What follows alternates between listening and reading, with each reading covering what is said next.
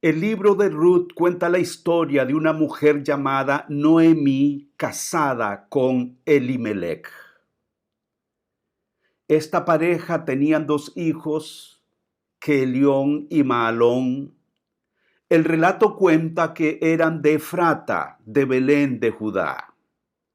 Por aquel tiempo ocurrió una terrible hambruna en su territorio y escucharon que en Moab había mejores cosechas, por lo cual tomaron la decisión de moverse a Moab. Los años pasaron y murió Elimelech, y tiempo después murieron también los dos hijos de Noemí. En ese escenario, Noemí se encontraba desbordada por la situación y desesperada. ¿Cómo no estarlo? Había perdido a su esposo, a sus dos hijos y los sueños de empezar de nuevo. Hizo la decisión de regresar a su tierra en Belén y sus dos nueras, Orfa y Ruth, le dijeron: vamos contigo. En el camino, Noemí se detuvo, le habló a sus nueras y les dijo: regresen, mis hijas, al hogar de sus padres. Yo no tengo ningún futuro que ofrecerles. Orfa tomó la decisión de regresar. Ruth la tomó de sus brazos y le dijo: iré contigo. Tu pueblo será mi pueblo, tu Dios será mi Dios. Donde tú vayas yo iré, donde tú mueras moriré. Y así Ruth y Noemí emprendieron el camino a lo desconocido rumbo a Efrata de Belén. Aquí me quiero detener. Existen momentos en la vida donde tenemos que aprender a poner el reloj de la realidad en cero. Ahora estas dos mujeres, una había perdido a su esposo y a sus dos hijos y a los sueños de vida en Moab, y Ruth había perdido a su esposo y las posibilidades de construir un futuro soñado también. Caminan a lo desconocido. Existen ciertas circunstancias como las que está pasando el mundo hoy, en las cuales algunas personas han asimilado el golpe y el impacto del estado de las cosas, pero para otras personas el impacto ha sido enorme. Ya no viven en aquella realidad estable y segura donde tenían el control de las decisiones y de los movimientos del comercio, del trabajo, de los estudios y de otras dinámicas propias de la vida humana. Creo que igual que estas dos mujeres tenemos que aprender a navegar en el territorio de lo desconocido. Estas mujeres nos enseñan la importancia de navegar ese territorio, de explorar ese territorio con un grupo de apoyo mutuo. Noemí y Ruth hacen un equipo, deciden apoyarse mutuamente. Como he dicho en otros lugares, es importante que tengas una red de apoyo. Eso sí, conéctate con personas de fe, conéctate con personas de impacto, con personas de rompimiento. Conéctate con personas que te ayuden a tumbar muros, a remover paredes, a remover obstáculos y avanzar más allá de la realidad presente, a trascender más allá de la realidad presente, a llorar lo que hay que llorar, a lamentar lo que hay que lamentar, pero después de derramar la última gota de lágrimas, hay que levantarse y caminar hacia lo desconocido. Pero ese territorio, ese viaje a lo desconocido, te ayudará también a descubrirte a ti mismo, a ti misma, a descubrir tu potencial oculto, las fortalezas que no habías desarrollado porque estabas en un ambiente controlado y de seguridad. Ahora vas a ser tú mismo. Ya no tienes las muletas, los apoyos regulares y van a emerger, van a surgir talentos, capacidades ocultas de ti mismo. Te vas a encontrar con tu propio yo. Vas a tener que caminar el camino que solo tú tienes que caminar. pero también en el proceso, en ese camino a lo desconocido, vas a aprender a encontrar la presencia de Dios, la compañía de Dios, la cercanía de Dios. Tu alma se va a purificar, tu alma va a trascender. Encontrarás en tu espíritu una dimensión que antes no habías explorado, la comunión y la cercanía con Dios. Y así las mujeres llegan a Belén. Y cuando llegan a Belén se encuentran que en realidad no era lo que ellas esperaban encontrar. Y en ese punto empiezan a interpretar lo que les está pasando. Y aquí hay dos interpretaciones. La interpretación de Noemí y la interpretación de Ruth. Noemí interpreta que lo que les está pasando es un castigo divino. Ella dice, no me llamen más Noemí, porque Noemí en hebreo significa dulce o dulzura. Ella dice, cámbienme de nombre y empiecen a llamarme Mara, porque Mara significa amargura. Y ella dice, porque en grande amargura me ha puesto el Todopoderoso. Ahí está la interpretación. Ella siente que lo que les está pasando es un castigo divino. Y cuando hay castigo divino es porque algo no se hizo bien. Y en ese punto hay que buscar culpables. ¿Ven? Es decir, algunas personas están diciendo que la pandemia es un juicio divino sobre el mundo, que es un castigo divino sobre el mundo y cualquier otra cantidad de interpretaciones. Yo no tengo tiempo aquí para elaborar y contestar esa pregunta, pero es importante cómo estamos interpretando la realidad. Noemí, con una mentalidad formada en la teología de la retribución, que dice que a personas buenas le ocurren cosas buenas y a personas malas le ocurren cosas malas, y como a ellas les está ocurriendo cosas malas, entonces ella interpreta que realmente lo que está recibiendo es un castigo. ¿Saben? La religión a veces ayuda a las personas a procesar los dilemas de la vida.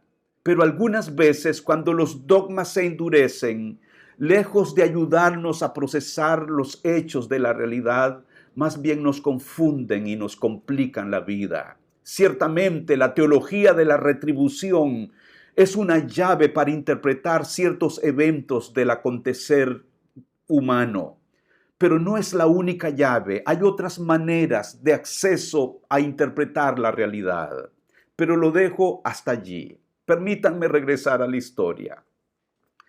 La interpretación de Noemí de la situación, les dije que la hace buscar culpables. Y ciertamente en la vida hay personas culpables, responsables de muchas cosas que nos pasan, y pasada la crisis habrá que pasar facturas. Pero en este momento de lo que se trata es de sobrevivir, es de empezar de nuevo. La actitud de Noemí produce una mentalidad de víctima.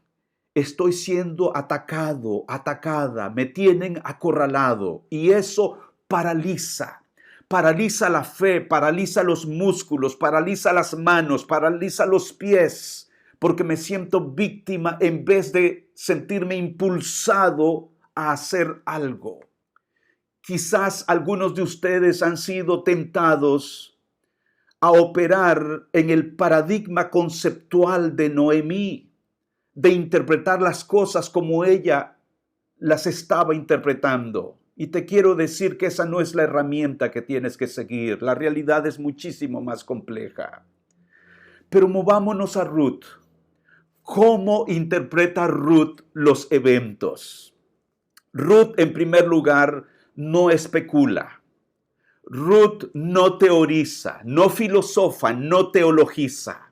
Quizás es demasiado nueva convertida como para tener los dogmas que su suegra tenía. Ruth, en cambio, adopta una postura que dice que la realidad hay que asumirla como ella es, sin buscar culpables, sin adoptar una postura de víctima y sin creer que ese es el último capítulo de mi historia o de la historia. Ruth adopta una postura de tomar la iniciativa en tiempos de incertidumbre.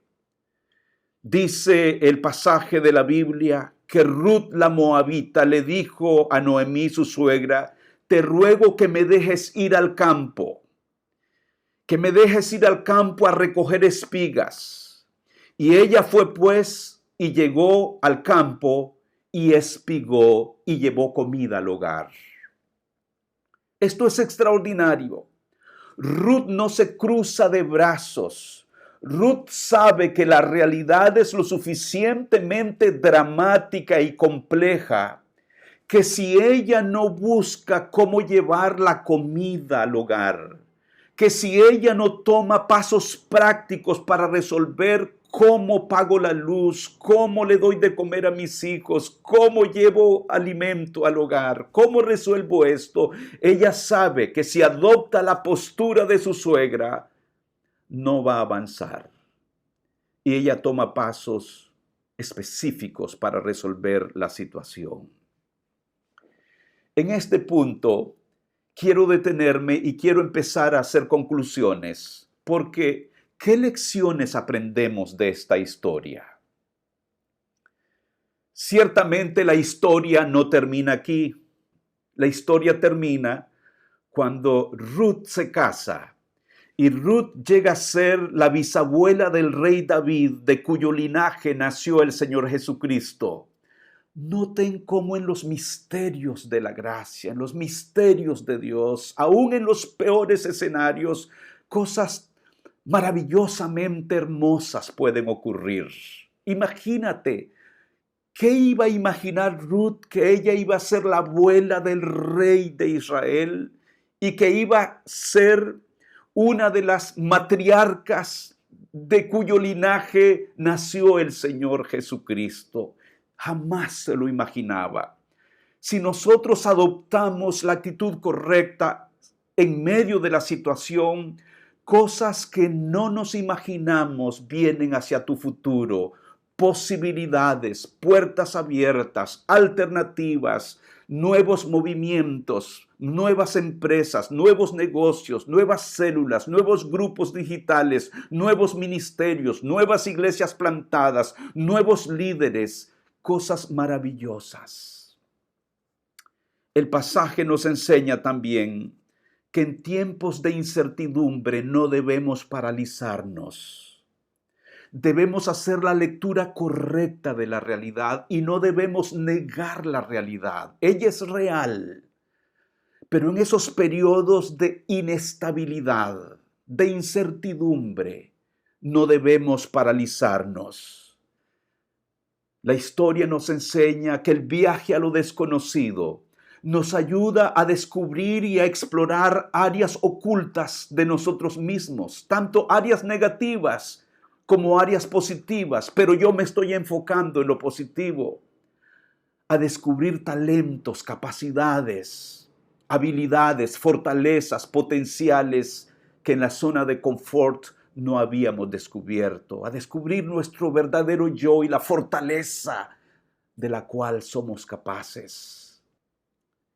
Pero también, como ya dije, nos enseña a tocar el problema, a no negar la realidad, pero no permitir que la realidad nos paralice, a enfocarnos más bien en las soluciones. Y nos enseña que hay momentos que hay que levantarse de nuevo, que tenemos que aprender a poner el reloj en cero, el reloj de la vida, y que tenemos que tomar iniciativa y de las cenizas, de los escombros, ponernos de pie.